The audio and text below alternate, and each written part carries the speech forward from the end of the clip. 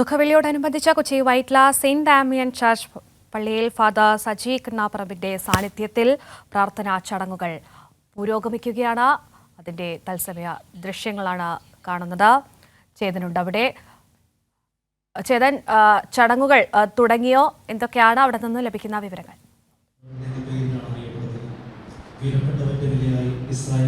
കീർത്തി, ചടങ്ങുകൾ ഇന്നത്തെ ചടങ്ങുകൾ അതായത് പീഡാനുഭവ വെള്ളിയുടെ ചടങ്ങുകൾ ആരംഭിച്ചിട്ടുണ്ട്. ഞാനിപ്പോൾ ഇവിടെ ഉള്ളത് വൈറ്റില സെൻറ്റ് ഡാമിയൻ ചർച്ചിലാണ്. ഫാദർ സജി കണ്ണാമ്പറമ്പിലിൻ്റെ സാന്നിധ്യത്തിൽ ഇവിടെ പീഡാനുഭവ വെള്ളി ചടങ്ങുകൾ ഇപ്പോൾ പുരോഗമിച്ചുകൊണ്ടിരിക്കുകയാണ്. അദ്ദേഹം വിശ്വാസികളോടുള്ള സന്ദേശം കൊടുക്കുന്നുണ്ട്. ഇന്നത്തെ ദിവസത്തിൻ്റെ പ്രാധാന്യത്തെ പറ്റിയുള്ള കാര്യങ്ങളൊക്കെ അദ്ദേഹം സംസാരിക്കുന്നുണ്ട്. ഇന്നറിയാം, പെസഹ വാഴത്തിന് ശേഷം, അതായത് യേശുവിൻ്റെ അന്ത്യത്താഴത്തിന് ശേഷം ദുഃഖ വെള്ളിയാഴ്ചയിലേക്ക് കടന്നിരിക്കുകയാണ്. യേശുക്രിസ്തുവിൻ്റെ കാൽവരി മലയിലെ പീഡാനുഭവത്തെയും അതുപോലെ തന്നെ തുടർന്നുള്ള കുരിശുമരണത്തെയും അനുസ്മരിച്ചാണ് ഇപ്പോൾ ഇവിടെ വിശ്വാസികൾ ഒത്തുകൂടിയത്. ഈ ദിവസം വളരെ ക്രൈസ്തവ വിശ്വാസികളെ സംബന്ധിച്ചോളം വളരെ പുണ്യ ദിവസമാണ്. ഈ ദുഃഖ വെള്ളിയാഴ്ച ഒരു നേരം മാത്രമാണ് ഇവർ ഭക്ഷണം കഴിക്കുക. ഈ സമയത്ത് 50 ദിവസത്തിൻ്റെ നോമ്പ് അനുഷ്ഠാനത്തിലാണ്. ഈ 50 നോമ്പിൻ്റെ ഏകദേശം അവസാനമായിരിക്കുകയാണ്. ഈസ്റ്ററോടുകൂടി ഈ 50 നോമ്പ് കഴിയും. ഈ സമയത്ത് ഇവർ സസ്യാഹാരം മാത്രമാണ് കഴിക്കുക. മാംസാഹാരങ്ങൾ പൂർണ്ണമായും ഒഴിവാക്കും. അതുപോലെ തന്നെ വിനോദ പരിപാടികളിലൊക്കെ ഒരു നിയന്ത്രണം ഈ ദിവസങ്ങളിലുണ്ട്.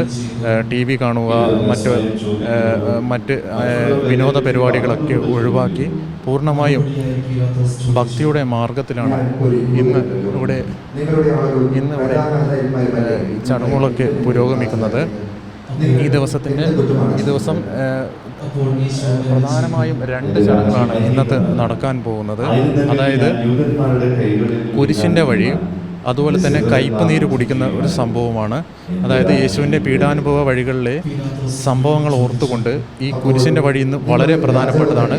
കുരിശിൻ്റെ വഴിയായി തീരുമാനിക്കുന്ന പാതയിൽ 14 കേന്ദ്രങ്ങളിൽ കുരിശുകൾ സ്ഥാപിക്കുകയും 14 ഭാഗമായുള്ള പ്രാർത്ഥനകൾ ചൊല്ലി കുരിശിൻ്റെ വഴി പൂർത്തീകരിക്കുകയും ചെയ്യുന്ന ചടങ്ങാണ് ഇന്നത്തെ ഈ പീഡാനുഭവ വെള്ളിയിൽ നടക്കാൻ പോകുന്നത്. അതുപോലെ തന്നെ കയ്പ് നീര് സംഭവമുണ്ട്. കുരിശിൽ കിടന്നപ്പോൾ തൊണ്ട വരേണ്ട സമയത്ത് ദാഹിക്കാൻ യേശു വെള്ളം ചോദിച്ചു. പക്ഷേ ആ പടയാളികൾ ഇത് പൂർണ്ണമായും ഈ ആവശ്യം അംഗീകരിച്ചില്ല. വെള്ളത്തിന് പകരം വിനാഗിരി കുടിപ്പിച്ചു എന്നാണ് ഇതിലെ വിശ്വാസം. ഇതിൻ്റെ പ്രതീകമായാണ് കയ്പ് നീര് കുടിക്കുന്ന ഒരു സംഭവം ഉണ്ടായത്. യേശു നൽകുന്ന വലിയൊരു ആത്മവിശ്വാസമുണ്ട്.